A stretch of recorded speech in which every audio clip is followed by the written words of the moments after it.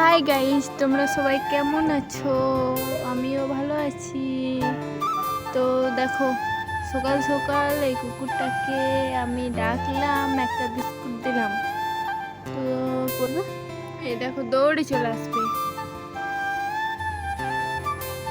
সবাই খাবার দেয় একে,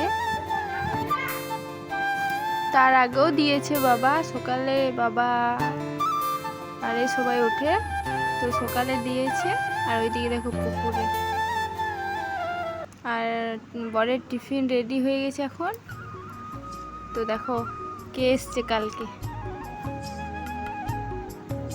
তো নিশ্চয়ই চিনতে পারছো কে বটে। তখন তো খুব কান্না করেছিল, এখন মায়ের সাথে এসছে বলে কত হাসি দেখো। আর আমার বিছানাটা কেমন করেছে দেখতেই তো পেলে। আর এদিকে এত গরম, কি বলবো। বাড়িতে লোকজন এলে যা হয় সেটাই হয়েছে, সবাই তো জানে। আর এই দিকে জামাইবু চলে এসছে চিকেন আর মাটন নিয়ে।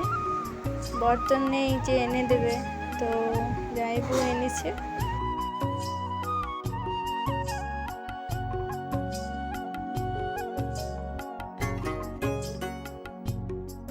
দিদির সাথে কথা বলছে যে এত লেট কেন, কেন আসে না তখন, ফোনটাও নিয়ে যাওনি যে ফোন করব। এই সিঙ্গারাটা এখন দিয়ে দেবো ওকে, কেউ খায়নি তো ওকেই দিয়ে দিই।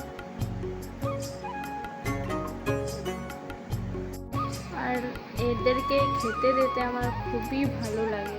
তোমাদের কেমন লাগে নিশ্চয়ই বলবে।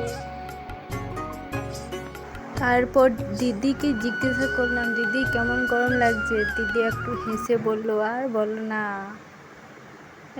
সকাল থেকে রুমটা বাগানো হয়নি, এত কাজ। দেখো ঘুরে ঘুরে আসবে। আর এখানে দিদি রান্না করছে, আর আমাকে বললো যে আমি করে দিচ্ছি, তুমি বসো। এদিকে জামাইবু বলছে জল খাবো, একটু জল দাও, ঠান্ডা জল। আর ঠান্ডা বেশি হয়নি তাও দিলাম।